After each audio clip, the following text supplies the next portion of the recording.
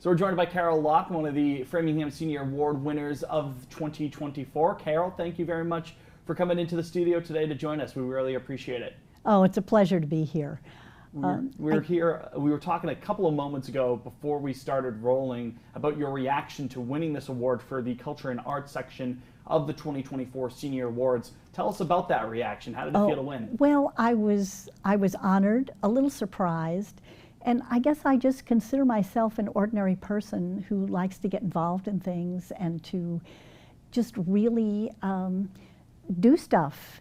And you know, I always, as a kid, thought that when people retired, they sat on their front porch in a rocking chair and just watched the neighborhood go by.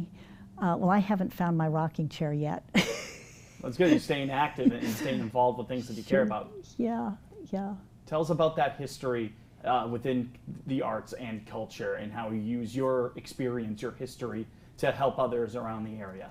Okay, well, I've had a ton of different careers, and I taught for a while, and a friend of mine had called me up. We'd taken a writing course together, and she said, we really need volunteers to help with this third grade program at the History Center. And you used to teach, you'd be great at this. So I said, sure, I'll check it out. Walked over there, and the person who was introducing me to what we did and the History Center itself said, oh, and by the way, you can wear period dress. And I said, oh, you mean I get to actually put on a costume? And so for several years, I was the old school marm in the old academy building. I had such a blast. The kids reacted so well, had a million marvelous questions. And so I obviously got hooked and was so disappointed when I couldn't do it over COVID. And that sort of was one step of things. Then I had published a couple of books and had contacted an old friend who actually had been a teacher here in Framingham by the name of Josh Brogadier, and asked him if he could tape just a little short something for me to put on my website about my first book.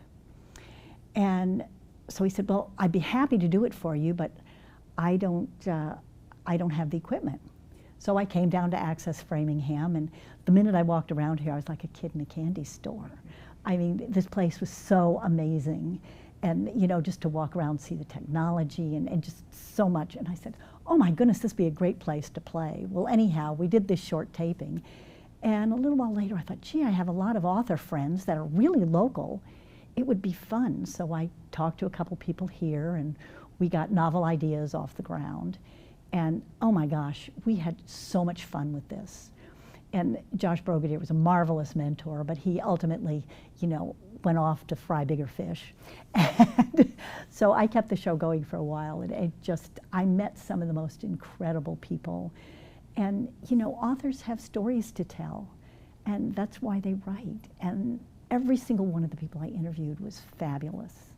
It was just really fun. I mean, you know, from Hank Philippi Ryan to just a brand new author who just started a beginning book, and just marvelous people. And so that was sort of the second stage. And then I'm not quite sure how I got involved with I guess I ended up going over to the Callahan Center to help somebody tape a senior week event or something like this.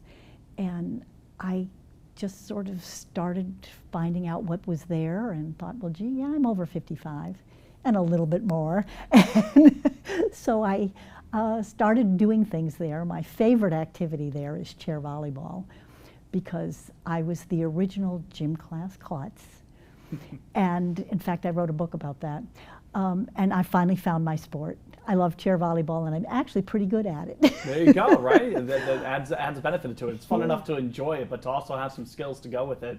That's another. Yeah, that's all the better, you know. Yeah. Well, it's even more fun because you get to meet all sorts of people, and you know, it's really fun to watch even older people. I mean, I loved watching kids when I was teaching school go from here to here and learn things and get better. But even with seniors, some come in and, you know, can barely hit the ball, and then the more they practice and the more they play, the better they get. And so that's really been fun. And then one day, the president, Mary McGill of the Friends of Callahan, saw me at the center, and she said, "Oh, Carol," she said, "I really need a new Sunshine Lady." And I said, "Oh, what does that involve?" And she said, "Oh, you just send sympathy cards and get well cards to members of the Callahan." And I said, "Oh no," I said, I'm involved in too much stuff, and I've got 2 little grandkids and so on." And she says, "Well, think about it." And she was rather relentless, and finally I reneged and said, "Okay." And I'm very artsy craftsy, and I love doing calligraphy and all sorts of things like that. So that was right up my alley. But she said, "But this comes with a board position, so you're on the board." And I said, "What's that?" She said, "Oh, you just come to a meeting once a month." Well, you come to a meeting once a month, and then in between those meetings, you end up doing 20 other things. Exactly. But again, I just love meeting people, and I enjoy being around and doing stuff, and it's all fun. Yeah, right. And I was going to ask you, like what a typical day of volunteering is like for you, but after hearing all that, you're like in 20 different directions. It's no such thing as a typical day, because there's a lot of different things. You've got that right. You've got that right. Well, this week was Senior Week, and so, the board members just this morning did a tribute to Mark Goldman, who was the former president of the Friends and had done a million things in this community. And so we have some sort of very nice little remembrance for him. And it was just wonderful this morning. Yeah. But, yesterday afternoon, I'm running out, picking up flowers, and just whatever needs to be done. I also do some of the book work. When I started on the board, we were in dire straits. We had a bookkeeper, and the bookkeeper went AWOL. And somebody said, "Does anyone know how to use QuickBooks?" Well, I've been using QuickBooks for my husband's business since it was brand new, and I said, "Oh, I can do that." Well, I walked into more than I'd planned for. The books hadn't been touched in 9 months, and so I managed to get things caught up. But I said to Mary, "I'm not going to be the treasurer. I'm not going there." So we found a new treasurer, and now I'm kind of the pseudo auditor. I just go in and balance the books once a month and help out when I'm needed. Yeah, just another hat for you to wear. I mean, that's a lot of roles to have under this umbrella of culture and arts. Is there 1 or 2 things specifically that jump out to you that really inspires you to undertake these things, even if it's something as simple or as, I don't know what the word is, but something like balancing the books at the Callahan Center? Like that? Well, you just feel like you're doing something that needs to be done to help somebody out.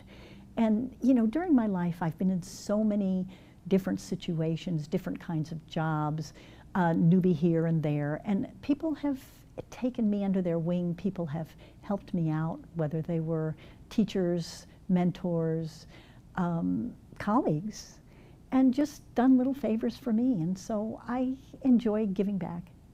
And both my kids went through the Framingham Public Schools, and anything that I can do, they got fabulous educations and loved the diversity of this city. One of my daughter's very good friends was Brazilian, and she ended up taking a course in Portuguese at Keefe Tech. And, both my kids have been very my daughter was very language oriented. My son really didn't like Spanish all the years he had to take it. And then in an environmental program, he went to Kenya and learned Swahili. Go figure. Yeah. That's amazing. Swahili, yeah. So, well, he loves kids, and he said there was no way he could talk to those kids who'd never even seen a white person without learning some Swahili. So he claims his Swahili was as good as a 3rd grader. That's not so bad, right? Yeah, better than my Swahili. I can definitely tell you that much right now.